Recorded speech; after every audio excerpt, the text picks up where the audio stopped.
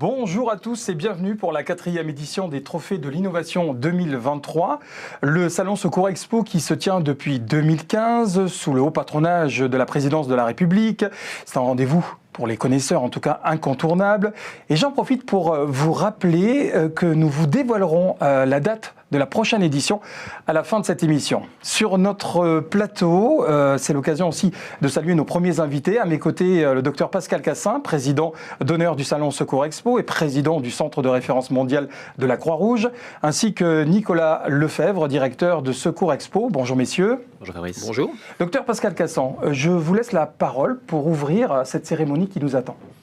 C'est un plaisir. Tout d'abord, merci de m'avoir invité. Merci de me donner cette occasion de travailler avec l'équipe de Secours Expo qui m'étonne toujours par son aspect d'innovation et son travail pluridisciplinaire et vraiment multi-associatif qui permet de donner à tous les acteurs du secours une place. Et c'est évidemment tout au profit des personnes qui sont dans la détresse. C'est vrai que cette innovation, nous avons eu la chance de voir 35 sujets qui sont tous aussi intéressants les uns que les autres. Même si nous n'aurons que 5 lauréats, c'est vrai qu'il faut remercier l'ensemble de ceux qui ont travaillé à nous proposer des innovations dans tous les domaines, que ce soit la prévention, le secours, la formation. C'est vraiment quelque chose qui peut faire avancer le grand public, les volontaires, en l'occurrence également les professionnels, et on va le voir très rapidement. Et c'est vrai qu'aujourd'hui, on peut se dire que ces trophées de l'innovation, c'est une première marche en attendant, comme vous le disiez tout à l'heure, l'année prochaine, le prochain congrès. Allons-y pour cette cérémonie, mais juste avant aussi, Nicolas Lefebvre, je pense que vous êtes satisfait de cette 4e édition. Oui, très satisfait. Bonjour à tous. Bonjour Fabrice, bonjour docteur Pascal Cassin. Très satisfait. On se rend compte que les trophées sont de plus en plus attractifs et ce qui fait sa force, c'est ce contenu fédérateur. C'est ce qu'on fait toujours à Secours Mag, à Secours Expo et aujourd'hui au Trophée de l'innovation, c'est-à-dire qu'on rassemble l'ensemble des métiers et des corporations. Et ça, je crois que c'est unique et c'est peut-être ce qui fait que c'est de plus en plus attractif de rassembler tous les métiers, absolument. Donc 35 innovations en lice pour ces 4e Trophées de l'innovation. Alors on l'a dit, c'est important, mais quelle est la plus-value ?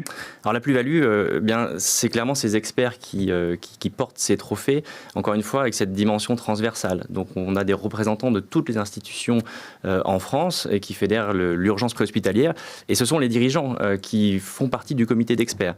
Alors je suis désolé, c'est un petit peu long, mais je crois que c'est important de citer quand même ces institutions qui portent ces trophées.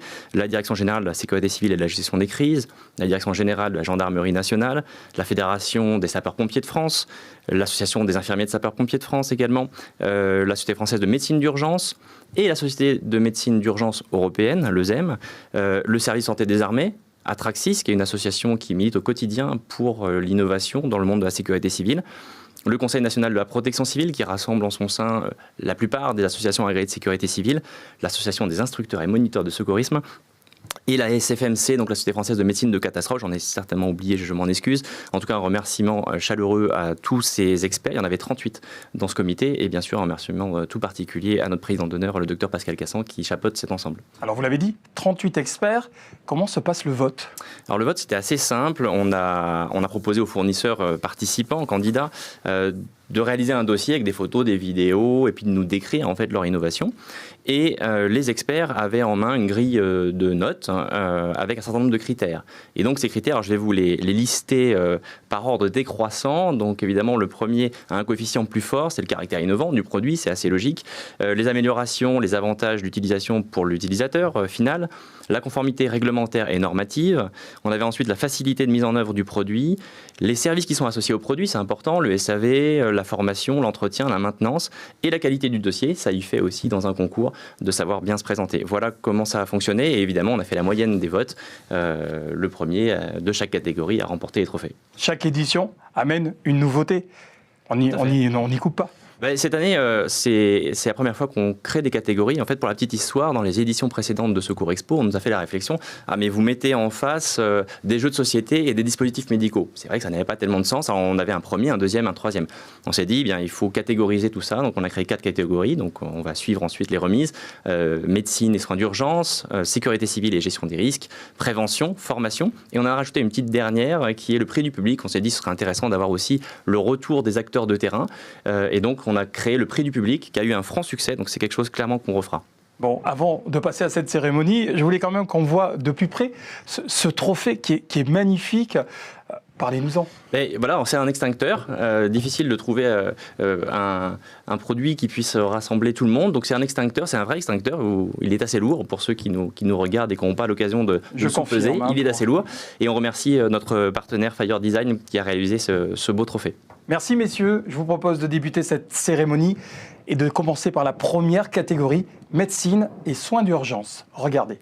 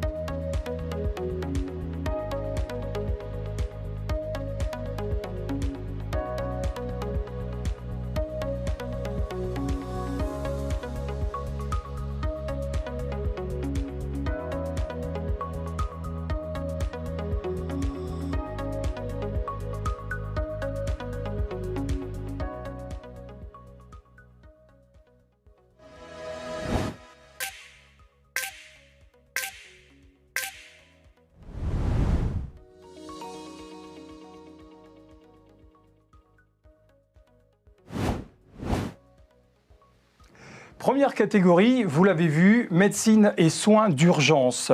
L'occasion d'accueillir sur notre plateau Éric Revu, chef des urgences et du SMUR. Bonjour. Bonjour. Et puis notre lauréat, bravo, parce qu'il y avait quand même du monde sur votre parcours. C'est Kabeb Azni pour CIO Humanissimum SAS, j'espère que j'ai bien prononcé. Dans quelques instants, je vais vous remettre ce trophée, mais j'aimerais quand même tout d'abord que vous me parliez de ce projet.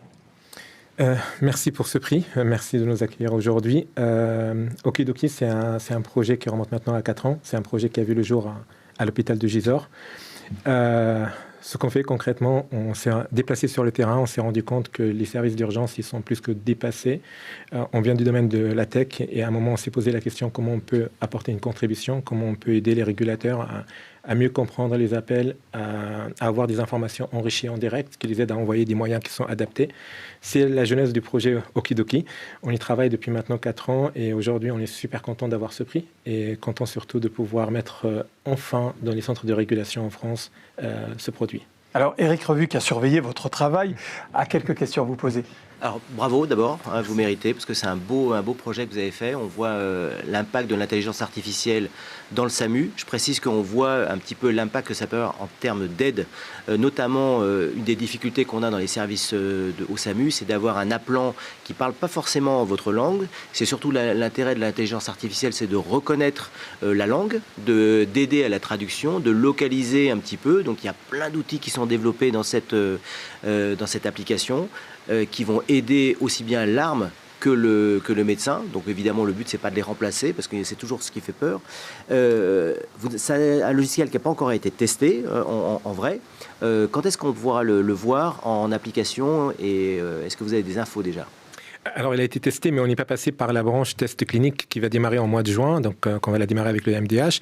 On prévoit qu'il soit déjà déployé à partir du mois d'octobre. Notre challenge et notre objectif, c'est vraiment les JO 2024. C'est un peu le cap qu'on s'est fixé depuis déjà 4 ans. Dès le départ, le ministère nous a dit, on vous attend pour cette date, soyez prêts pour cette date. Nous sommes prêts pour cette date. Donc, il nous reste juste des formalités pour permettre à notre produit d'avoir le marquage ICE et qu'il soit déployé déjà dans quelques centres de régulation. Un petit commentaire, parce que c'est vrai que pour les médecins ou même ceux qui ne connaissent pas, hein, quand on appelle au SAMU, on est un peu en aveugle, puisqu'on n'a que l'appelant par la voix.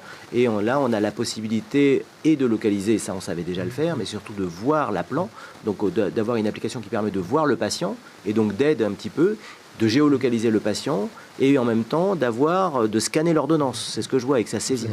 Donc ça, ce sont des données qui sont extrêmement importantes parce que ça soulage le travail.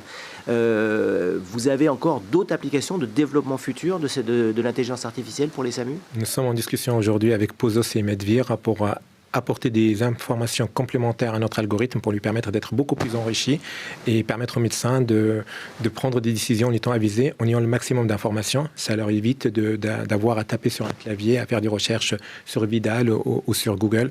Donc c'est notre objectif, c'est clairement de soulager le médecin et l'assistant de la régulation médicale. Une question. Pardon, Pascal Cassan, c'est vrai que oui, excusez-moi, mais vous êtes avec nous. Merci. Vous gardez pour la conclusion, voyez-vous, mais vous avez raison. Mais j'ai justement, je voulais intervenir parce que impliqué au niveau international, ce produit franco-français, vous avez des ambitions un petit peu parce que tout le monde peut s'en servir. C'est clair, ça peut se faire dans un sens comme dans un autre. Vous avez déjà pensé à faire profiter de ce produit à des collègues à l'international ? Absolument. D'où le nom déjà Humanissimum de l'entreprise qui nous porte. On se voit dès le départ vers l'international. On a eu déjà des demandes dès le départ de partir sur d'autres marchés qui étaient beaucoup plus simples au niveau de la partie réglementaire, mais on a fait le choix, parce qu'on est dans le cadre d'un incubateur, on a fait le choix de faire un produit qui soit conforme pour la partie RGPD, qui soit conforme aux réglementations plutôt européennes. On nous a dit, si vous arrivez à réussir ce challenge, et on pense l'avoir réussi, ça sera beaucoup plus simple pour vous de vous exporter à l'international. Mais effectivement, ça sera l'étape d'après les JO, de partir sur le marché international. Et d'ailleurs, on participe fin avril à la réunion européenne des numéros d'urgence pour présenter aussi le produit Okidoki. Éric Revu, une dernière question ? Alors, dernière petite question. Dans l'idéal, dans le futur, c'est un outil qui permettra aussi d'aider et de maximiser un petit peu la prise en charge. Est-ce qu'on peut envisager que, aussi bien, et c'est pour ça que je rebondis sur ta question, c'est vrai qu'à l'échelon européen, les problématiques sont à peu près toutes les mêmes et qu'on pourrait retrouver. C'est d'avoir un aide aussi bien pour des paramédics, parce que tout le monde ne met pas un docteur derrière un téléphone. On a aussi des gens qui gèrent très bien dans la vie de tous les jours des appels sans passer par un médecin. Est-ce que cet outil-là, il est prévu justement pour les deux modes de fonctionnement ? Parce qu'en Europe, effectivement, on a les deux modes. Oui, sans dire quelque chose qui fâche. Effectivement, en France, on sait qu'on a une petite tension au rouge-blanc. Le produit Okidoki a été pensé au départ pour une aide à la régulation médicale, qu'elle soit médique ou pas. Aujourd'hui, on s'est un peu plus orienté vers la régulation médicale destinée par rapport aux services de secours type SAMU, mais ça peut être très bien le cas pour réguler, par exemple, en Belgique, qui ont un fonctionnement complètement différent. On a été aussi approché pour une régulation plutôt côté Proche-Orient, où ils ont aussi un mode de régulation différent sur lequel notre algorithme peut s'adapter. On a fait à ce jour le plus compliqué, donc je pense que pour le reste, nous adapter, ça devrait être faisable. Est-ce que cette récompense va vous permettre de construire tous ces projets que vous avez présentés ? à fond. Oui. À fond. En fait, on n'y croyait pas. Je suis désolé de le dire, mais on était les derniers à avoir envoyé un dossier. Donc, on avait peur. On s'est dit on n'avait aucune chance. Donc, merci beaucoup, parce que la surprise, du coup, elle est encore plus appréciée. Et on a hâte de l'emporter, de ramener la coupe à la maison et de montrer ça à toutes les personnes qui ont contribué à ce projet. Je vous donne ce trophée, cette coupe à la maison. Vous l'avez bien mérité. Mes félicitations. Merci Bravo beaucoup. à vous Merci pour ce vraiment, merci. premier trophée Bravo. de cet après-midi pour ce rendez-vous de l'innovation. Merci à vous. beaucoup. Et je vous propose d'accueillir notre deuxième trophée avec cette fois-ci une catégorie. C'est une catégorie assez importante, la prévention. Regardez.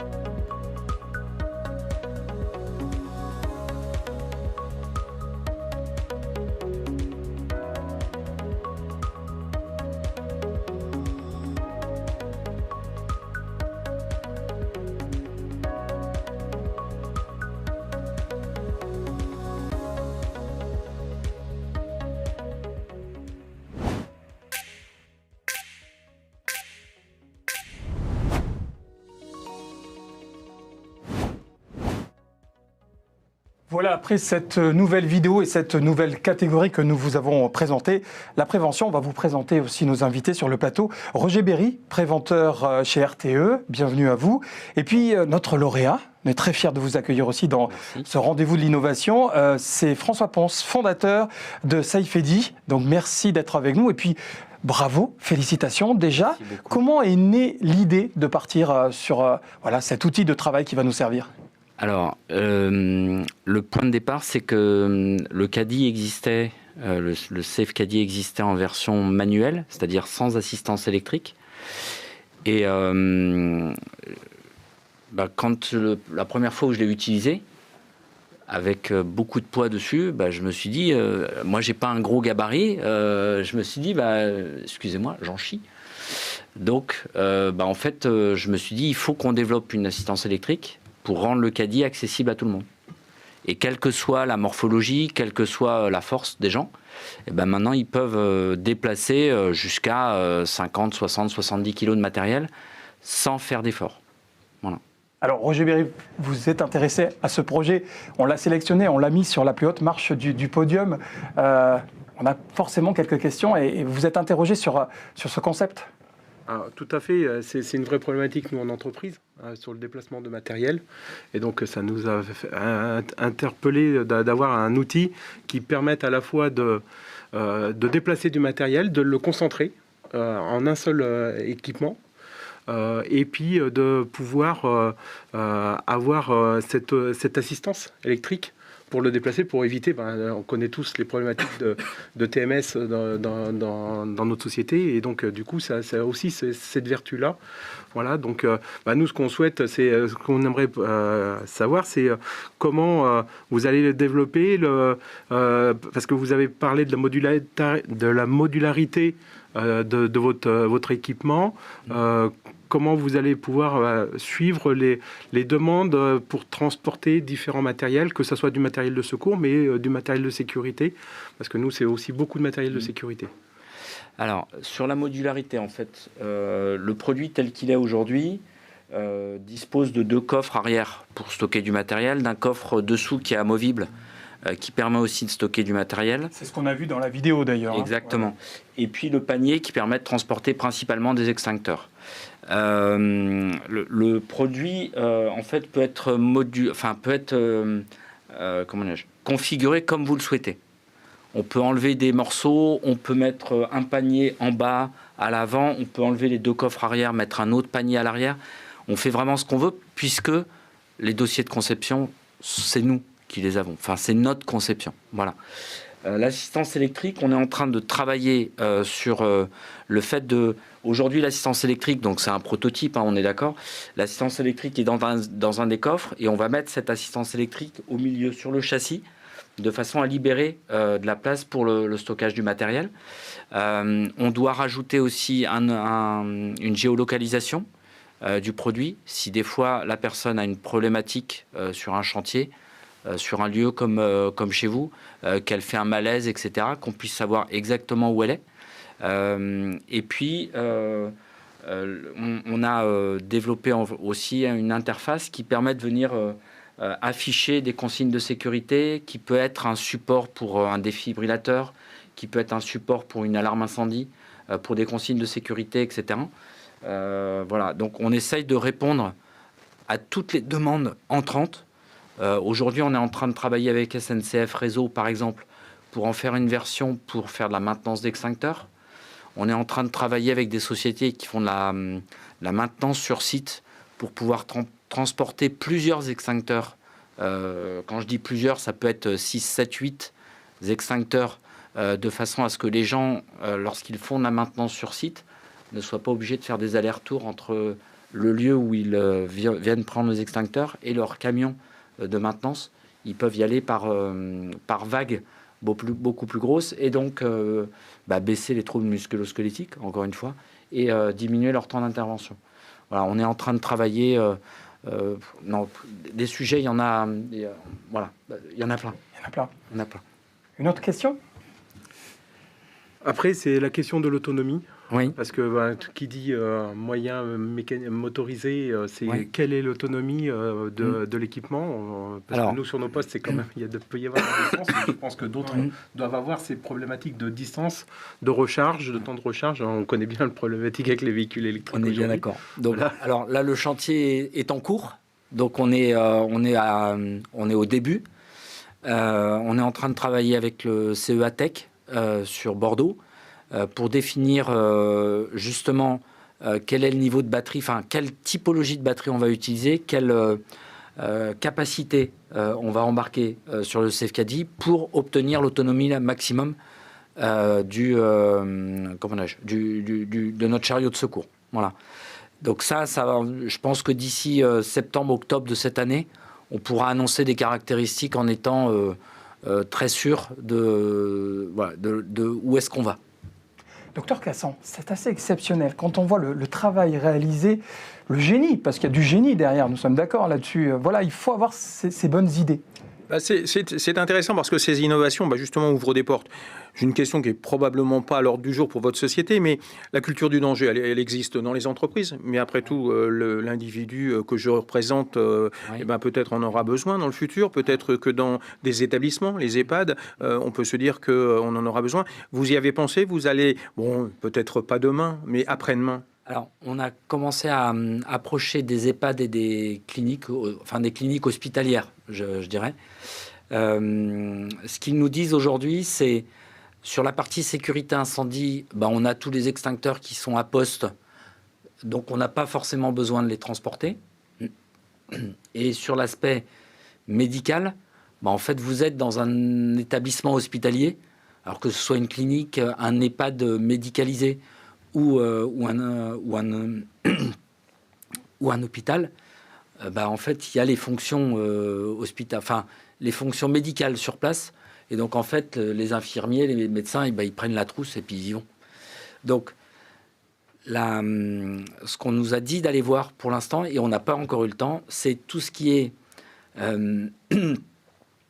EHPAD non médicalisé, ou en tout cas avec une très petite fonction médicale, et toutes les maisons de retraite aussi non médicalisées, puisque là il y a effectivement potentiellement des besoins pour amener sur le lieu d'une chute, sur le lieu d'un problématique, que ce soit incendie ou accident, d'amener les éléments de premier secours et de sécurité incendie. Oui. François Ponce, avant de vous remettre ce trophée, il y a plein d'idées, j'ai senti en vous ce pondeur d'idées. Voilà. Il y aura encore d'autres projets, si on doit avancer un petit peu dans l'avenir. Oui, alors oui, on est en train on a un inventeur qui nous a rejoint et on est en train de sortir une canne 3e main, qui est un outil qui va permettre de déplacer et transporter des objets jusqu'à 50 kg. Encore une fois, pour faire baisser les troubles musculo-squelettiques dans les fonctions de... On pense par exemple aux chauffeurs dans les bus qui vont chercher les valises au fond de la soute. Ils y vont à plat ventre, ils vont chercher la valise, ils la ramènent. Là, ils vont mettre la canne et ils vont ramener la valise jusqu'à eux. Des gens qui font de la pose de BA13, ils vont pouvoir prendre 1 à 2 BA13 tout seuls et les emporter entre le camion et le chantier sans effort. Voilà. Des fonctions sur cette canne 3e main, il y en a à peu près une quinzaine identifiées déjà. Donc ça va sortir, je pense, courant 2023, peut-être début 2024. Ça va dépendre des finances. Alors ce trophée ne pèse pas 50 kilos, mais je suis quand même très fier de vous le remettre. Bravo à vous, félicitations. Merci pour cette prévention qui est importante de nos jours. Et je vous propose déjà de partir sur la 3e catégorie, 3e trophée, avec la formation.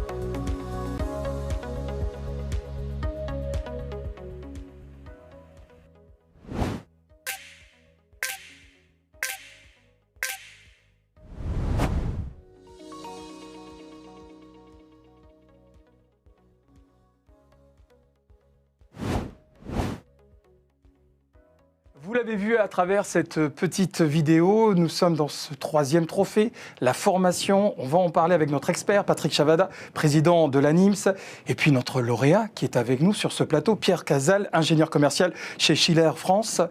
Bravo déjà, félicitations. Dans un instant, je vais vous remettre ce trophée, mais j'aimerais bien que vous nous expliquiez avant comment est née l'idée, comment vous avez travaillé sur ce sujet. Alors l'idée est née par les utilisateurs, qu'on remercie aussi de leur confiance depuis des années auprès de Schiller. Tout simplement parce que depuis de nombreuses années, on fait des outils de simulation pour la défibrillation et qu'il y avait une demande sur notre moniteur multiparamétrique TouchHaven, DefiGuard TouchHaven, de pouvoir avoir un outil de simulation. Donc on a répondu finalement à ce besoin qu'on a créé il y a peu de temps maintenant et qu'on fait évoluer et qu'on continuera à faire évoluer dans le temps. Patrick Chavada, qui a bien suivi votre travail, a également quelques questions à vous poser.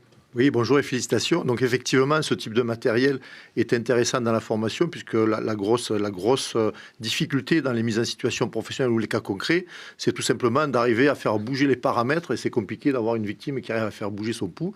Et donc tout l'intérêt de ce matériel, c'est justement de pouvoir évaluer et faire travailler nos personnels et les secouristes et les chefs d'agré et les chefs d'équipe avec ce type de matériel. Et donc dans le cadre de la mise en place de ce matériel, quel a été votre fil conducteur qui vous a permis d'arriver à ce type de matériel qui est une reproduction fidèle de ce qui existe? Alors c'était effectivement le premier point, c'est d'avoir quelque chose qui reproduisait fidèlement les outils existants. Donc on sait le faire sur le défibrillateur Touch7, mais aussi sur d'autres moniteurs multiparamétriques défibrillateurs que vous connaissez. Le fil conducteur a été de pouvoir mettre en situation les apprenants sans jamais avoir à intervenir finalement et à couper les scènes. On sait pertinemment que quand on fait de la formation, tout simplement pour la tension, on dit toujours non mais il a 5 de tension. En fin de compte là, c'est vraiment l'opérateur, donc qui est le moniteur qui a dans la main un contrôleur qui va pouvoir faire évoluer les paramètres de l'ensemble des éléments cliniques de la victime, éventuellement pouvoir pousser des supports pédagogiques ou des ECG ou des fausses ordonnances, etc., alerter ou renvoyer des messages aux apprenants. Donc effectivement, le premier fil conducteur, c'était d'avoir quelque chose le plus réaliste possible avec le moins d'intervention et le moins de coupures dans un cas concret. Et le deuxième fil conducteur était d'avoir un support qui permettait, au travers d'une page web, d'avoir des scénarios préétablis ou de travailler en scénario libre. Et avec ces scénarios préétablis, de pouvoir, les imprimer pour pouvoir documenter la formation, parce qu'aujourd'hui, on doit documenter la formation, en préalable et en post cas concret, pour que chaque intervenant ait son évaluation qui soit mise dans son dossier, et ensuite de pouvoir partager éventuellement avec d'autres utilisateurs les cas concrets qu'on a fait. Donc, hasard du calendrier sur votre matériel, puisque les actes et soins d'urgence sont sortis il n'y a pas très longtemps avec la loi Matras, donc qui permet aux ambulanciers privés et aux sapeurs-pompiers d'augmenter leurs compétences. Et ce matériel va justement dans ce sens-là, en espérant que les associations agrosécuritistes vont pouvoir aussi bénéficier de ces avancées de compétences et donc de ce type de matériel. Et donc, je crois que vous êtes en train de finaliser aussi ce dispositif avec un dispositif qui est Schiller Academy, c'est ça? Exactement. Alors oui, effectivement, on a le hasard du calendrier. Alors ça fait quelques années maintenant qu'on fait de l'ECG auprès des SAMU et des sapeurs-pompiers par les secouristes de tout univers quel qu'il soit. Et nous avons effectivement travaillé actuellement, et je remercie notre équipe d'ingénieurs d'application qui nous est indispensable et merveilleuse au quotidien, nous a développé une plateforme numérique sur laquelle on pourra mettre à disposition des supports de formation sous format vidéo, qu'on va faire évoluer dans le temps. On est très naissant, il faut être un petit peu tolérant avec nous parce qu'on débute, en tout cas sur la partie Schiller Academy. Et l'idée, c'est qu'on puisse avoir un suivi des apprenants avec des quiz et des petites vidéos qui leur apprennent sur la partie utilisation du matériel. On n'est pas là, nous, Schiller, pour faire de la partie instruction médicale, on va dire. On est vraiment sur la partie matérielle. Mais on espère que ce sera un support supplémentaire qui permettra d'utiliser le Cube7 et nos autres outils de manière plus performante pour les utilisateurs. Oui, parce qu'en réalité, il y a 2 étages. Il y a les utilisateurs sur le terrain et puis avoir les formateurs qui vont être obligés de se former à l'utilisation de l'outil pour pouvoir derrière former les utilisateurs. Exactement. Nous avons la volonté chez Schiller de toujours faire progresser nos outils.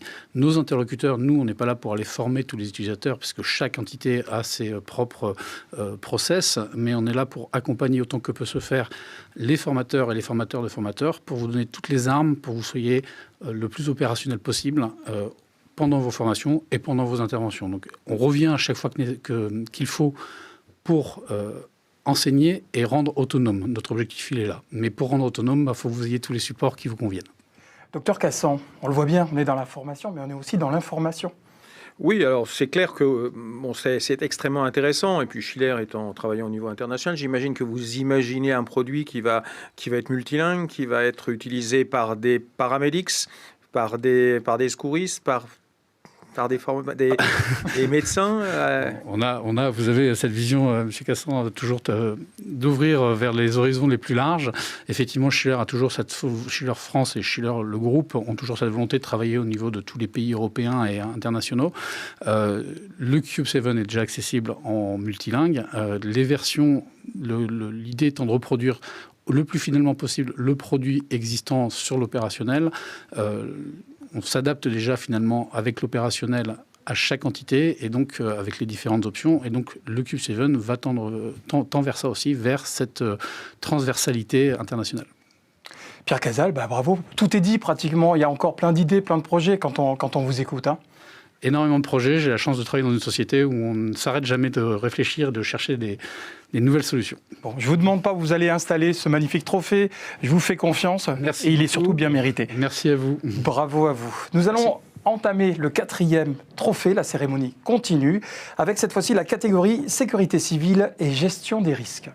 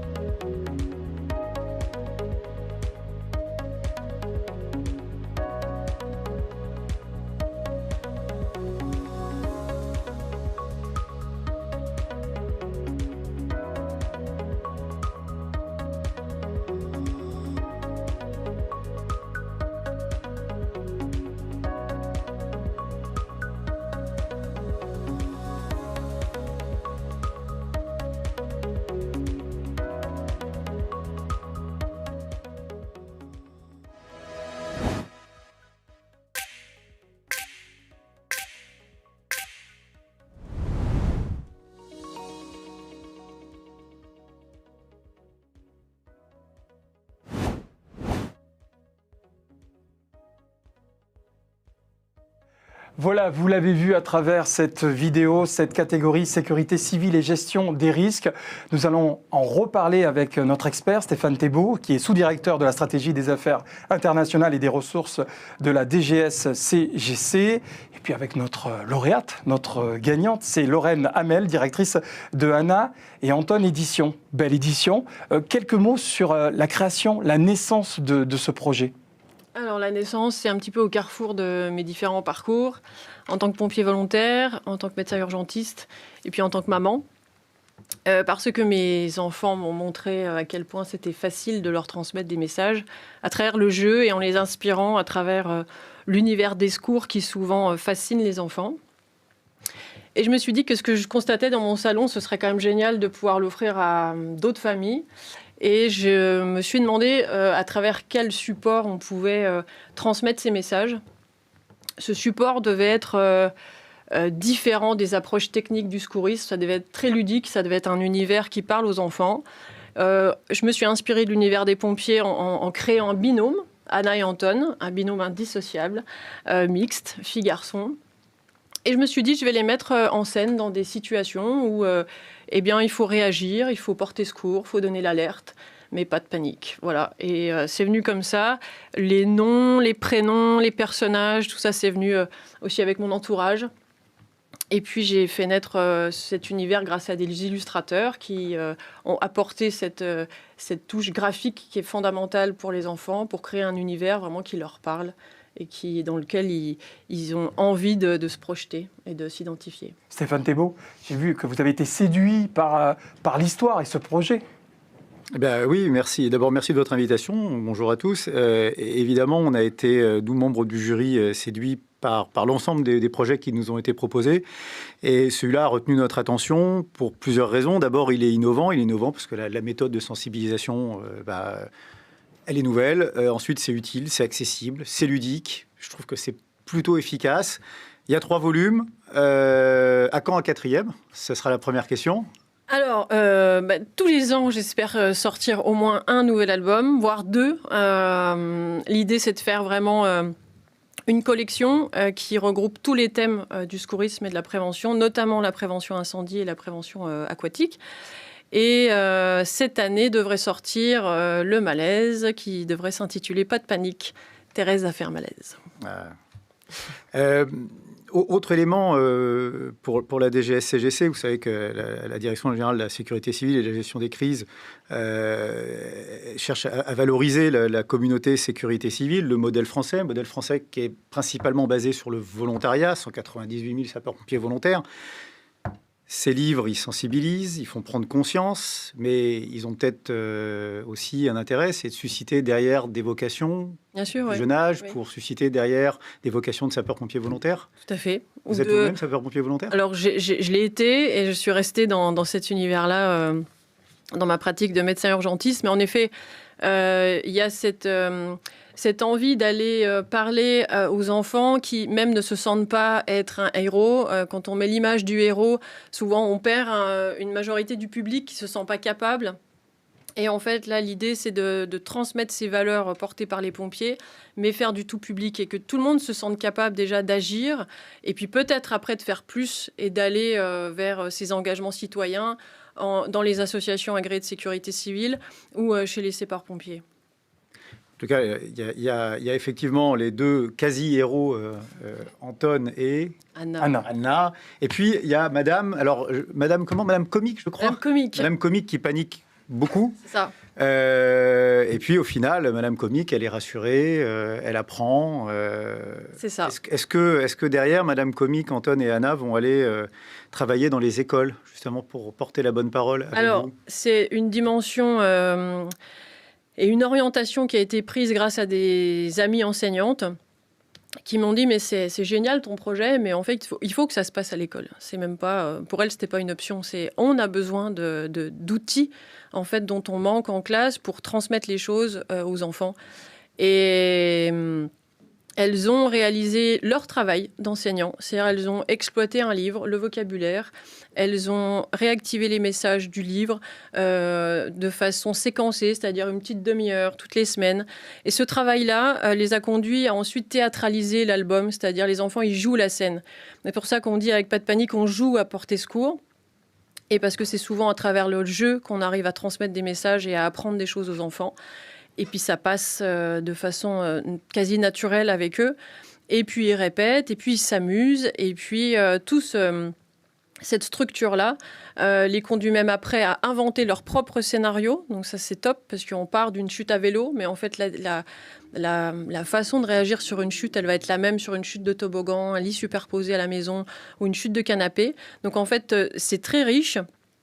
Ça touche aussi du domaine du vocabulaire, on apprend à s'exprimer entre les copains, on apprend à pas rester seul, on apprend à s'entraider. Donc c'est un projet pédagogique au sein des écoles qui est très très transversal et qui fonctionne en plus en autonomie, c'est-à-dire qu'une fois que certaines enseignantes, et je les remercie du fond du cœur aujourd'hui, parce que c'est très important ce qu'elles ont fait, et elles partagent leur travail pédagogique à travers des guides pédagogiques qui rend l'enseignant complètement autonome. C'est-à-dire que c'est toujours bien d'avoir des référents qui accompagnent le projet, qui rencontrent les enfants, qui leur donnent cette envie, qui leur parlent de leur travail, de leur engagement citoyen. Mais en classe, on n'a pas besoin de faire venir un sapeur-pompier, un moniteur de secourisme pour que le travail débute. Voilà. Une dernière question avec le docteur Cassan, parce que je vous ai vu zioter ces 3 livres qu'on peut lire en famille, en partager. C'est quand même ça aussi, c'est important d'en parler, la transmission. Oui, et puis c'est la culture du livre, ça bravo, parce que d'abord l'innovation, c'est pas toujours l'informatique. Deuxièmement, c'est que on a tous des enfants, voire des petits-enfants, pour ma part. Et c'est vrai que à partir de quand vous auriez l'idée de faire passer ça à partir de 2 ans, 3 ans, 4 ans, parce que j'ai l'adulte à côté, j'ai la maman, c'est la porte d'entrée de la famille, l'enfant. Oui, alors justement, un adulte voit rapidement un danger. L'enfant, lui, il faut s'acculturer gentiment. Mais à partir de 2 ans et demi, 3 ans, un enfant, on peut déjà lui montrer ce qui est bien, ce qui est pas bien, ce qui est dangereux et comment il faut réagir. Donc on dit porter secours dès 3 ans avec Pas de panique. Et le livre, j'y tiens en effet parce que le porter secours, il y a une dimension et la théâtralisation en classe, elle est hyper importante parce qu'il y a beaucoup d'outils digitaux pour apprendre les gestes de secourisme. Sauf qu'à un moment donné, le porter secours, il faut aller vers l'autre. Et cette impulsion, ça demande de l'entraînement. Je pense que c'est pas forcément... On a peur, en fait, quand il se passe quelque chose. Et si on a appris uniquement à travers un écran, je ne suis pas persuadée qu'on soit complètement prêt à y aller quand il faut y aller. Et aller vers l'autre, il faut s'entraîner à faire des scènes, à faire nos cas concrets, en fait, que nous, on apprend en tant que professionnel. Et il faut que les enfants s'entraînent à aller vers l'autre quand il tombe, quand il a un problème, quand il fait un malaise. Et ça, en effet, c'est pas à travers forcément toujours des outils digitaux qu'on peut s'entraîner à ça. Ces personnages ont un lien avec vous. Comment sont-ils nés ? Alors, je voulais que ce soit un binôme mixte, fille-garçon. Anna, c'est parce que si j'avais une fille, je l'aurais appelée Anna. Voilà, un peu péchue, elle veut faire comme un garçon. Et puis, en tout cas, elle ne veut pas être limitée par le fait d'être une fille. Et puis, Anton, c'est un petit clin d'œil à une amie qui a un garçon qui est adorable et qui a eu, dès la naissance, plein de mésaventures et qui s'appelle Anton. Voilà. Et je trouvais que c'était des noms sympas, qui étaient courts. Et puis après, ça rentre dans les habitudes et puis ça reste Anna et Anton. Alors on va rester dans la transmission. Je vais vous transmettre ce trophée et attendre avec impatience le 4e volet, le 4e livre. Merci beaucoup. Merci. Et merci à tous les membres du jury qui ont apporté leur voix pour le projet de Pas de panique et Anna et Anton. Merci. Cette année, dans ce concours de l'innovation, il y a une nouveauté. C'est le prix grand public. Regardez.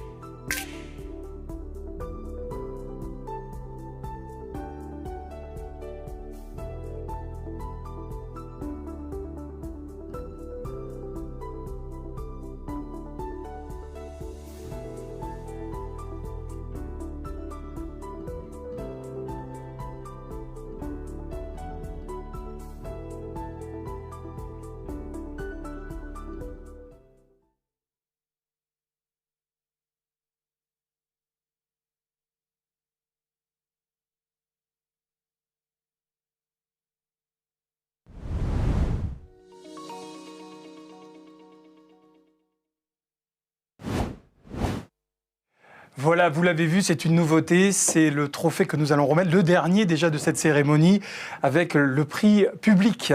Et ce prix public, on va saluer dans quelques secondes la gagnante. Nos invités sur le plateau sont un petit peu les mêmes que le trophée précédent. Stéphane Thébault est toujours avec nous, ainsi que le docteur Pascal Cassan. Et puis nous allons vous saluer, Madame lauréate Maglone Fontagneux, fondatrice de la société À propos. Bravo, félicitations. Vous avez été choisie par de nombreux experts. Je parle souvent de fierté et de réussite. Comment vous avez envie de dire par rapport à ce que vous avez réalisé ? Quel est le message que vous aimeriez faire passer ? Alors, effectivement, le message que j'aimerais faire passer, c'est oui, beaucoup de fierté.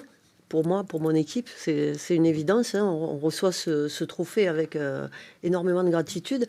Mais ce que je voudrais mettre en avant, et c'était l'objet pour nous de cette innovation, entre guillemets, sociétale, et non pas technique, c'est vraiment toute l'intelligence collaborative que déploient tous les gens sur le terrain, tous les utilisateurs d'URCHAP, finalement, que ce soit les chefs d'agré, les secouristes, les infirmiers, les médecins, le SAMU, voilà, que ce soit les pompiers, les ambulanciers privés, le SAMU, et puis les services d'accueil des urgences, excusez-moi, je suis un peu émue, le service d'accueil des urgences, qu'il soit public ou privé, tout le monde a dépassé en fait ces différences et à transcender ces complémentarités pour mettre vraiment le patient au cœur de l'organisation des secours. Et ça, je trouve ça génial.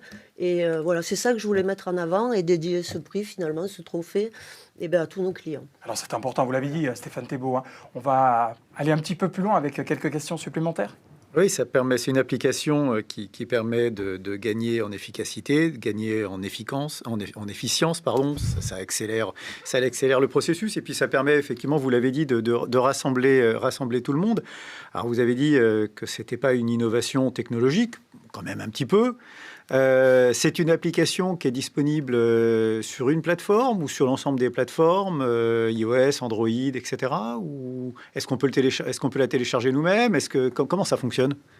Alors en fait, c'est une application qui n'est pas téléchargeable par tout le monde. Hein. On travaille avec les SDIS ou les ATSU. Donc ça, c'est pour la partie tablette. Hein, donc ça fonctionne sous iOS et sous Android, sachant que comme la plupart des appareils avec lesquels on est interfacé ont plutôt des interfaces Android, on a tendance petit à petit à délaisser iOS, mais à la base ça fonctionne aussi sous iOS. Voilà. Donc tous les appareils type Chiller, hein, le Touch 7, tous les autres appareils, les concurrents de Chiller, sont interfacés avec notre tablette et ça nous permet donc de récupérer les ECG, toutes les surveillances, les photos, des brûlures, etc. Et donc elles vont être sur une plateforme qui va être consultable par le CODIS, par le SAMU et après, quand le devenir est bien rentré dans la fiche bilan, et bien par le service d'accueil des urgences correspondant qui va avoir exactement les mêmes informations à disposition et qui va pouvoir du coup préparer l'arrivée de la victime puisqu'il a tout de suite l'information avant effectivement, puisqu'on remplace la fiche bilan papier, on la remplace et on n'est plus obligé d'attendre que la victime soit là avec sa fiche bilan papier sur le ventre. Une dernière question ? Une dernière question, on accélère effectivement les choses, mais on est dans un monde où effectivement la technique apporte de nouvelles solutions, on est dans un monde où on a envie d'aller encore plus loin, de se faciliter la tâche, et c'est vraiment l'objet de votre innovation, l'objet de votre projet.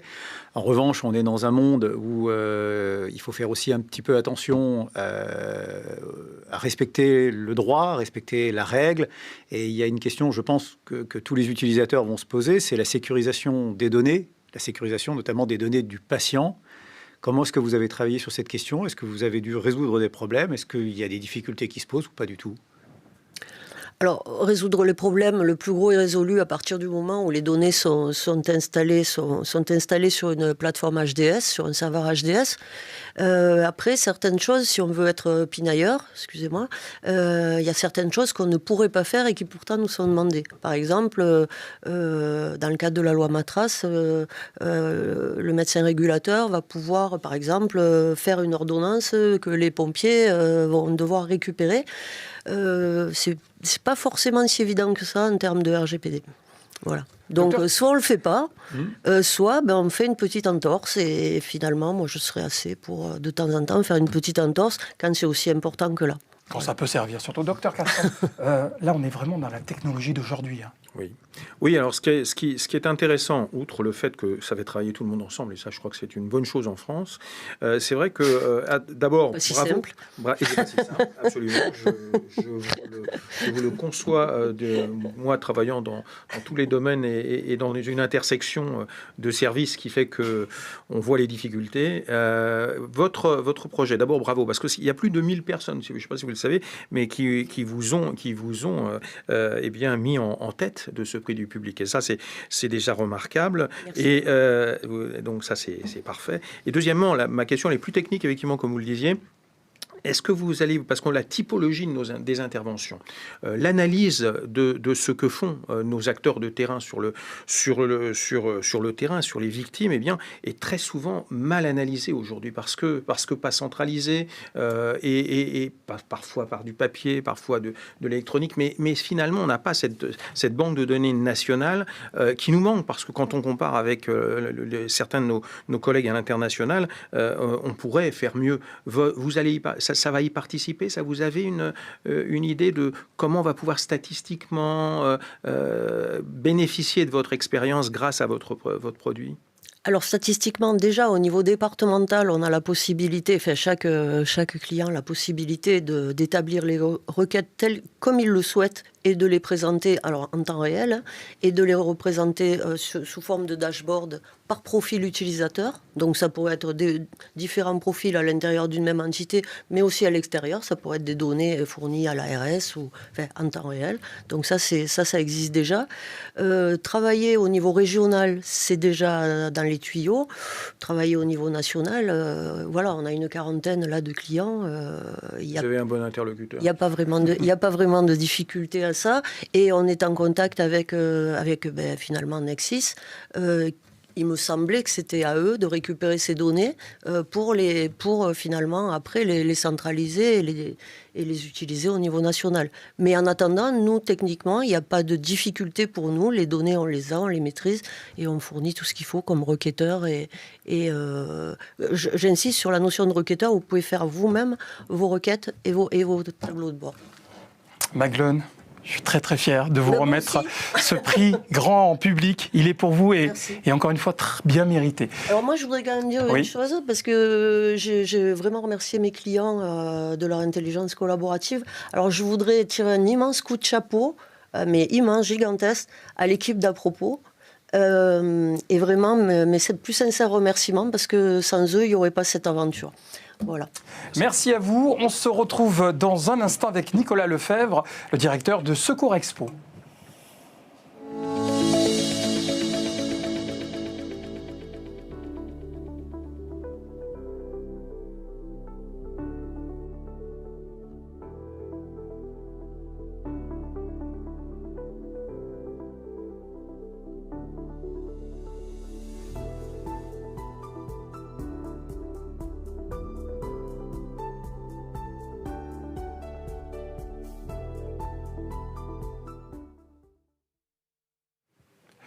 Nicolas Lefebvre, pour cette conclusion, nous a rejoint, le directeur de Secours Expo, parce que, on arrive au terme de cette émission. Il y a quand même quelques messages importants à faire passer.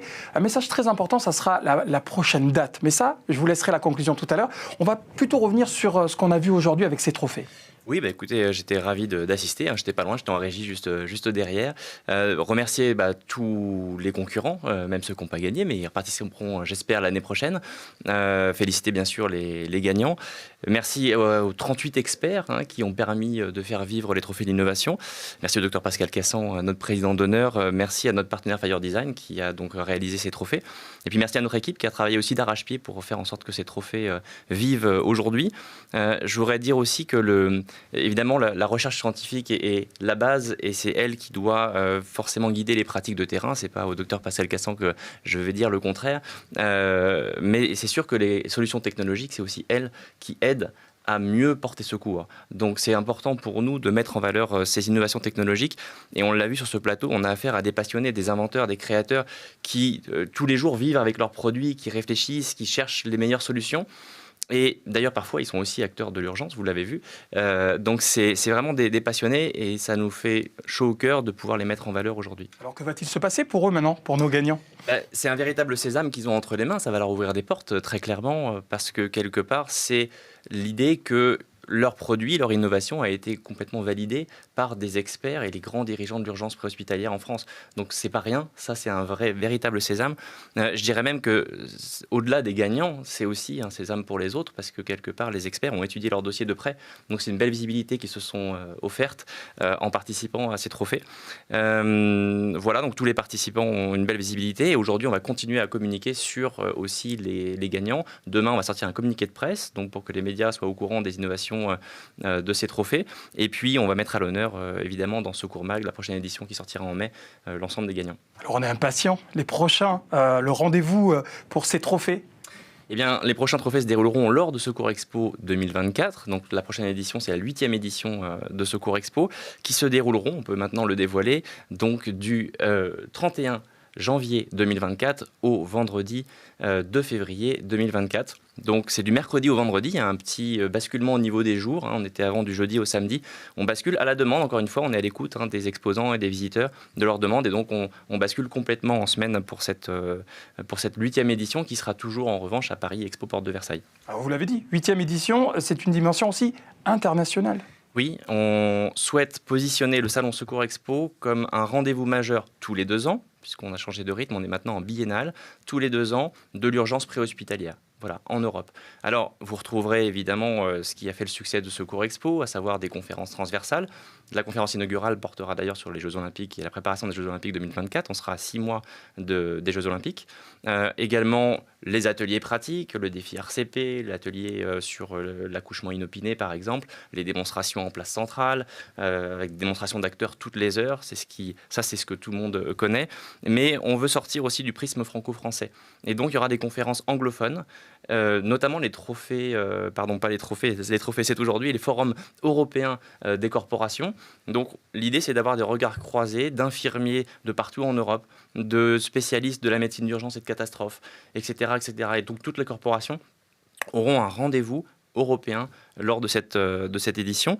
Et on accueillera également, lors de cette 8e édition, 2 congrès, un francophone, le Conseil français de réanimation cardio-pulmonaire, le CFRC, et un anglophone, les ESEM Winter Days. Donc ce sera un rendez-vous de la Société européenne de médecine d'urgence. Ça se déroulera en même temps que Secours Expo et on prépare encore d'autres surprises. On est encore en train de travailler dessus. Mais d'ici quelques jours, quelques semaines, restez connectés, inscrivez-vous à la newsletter et puis suivez-nous sur les réseaux sociaux. On vous dira tout, mais on vous prépare d'autres surprises. Quant au programme, il sortira en septembre 2023, programme francophone et anglophone. Allez, je me répète un petit peu. La date, j'espère que vous l'avez bien noté, mercredi 31 janvier, vendredi 2 février 2024. Merci de nous avoir suivis.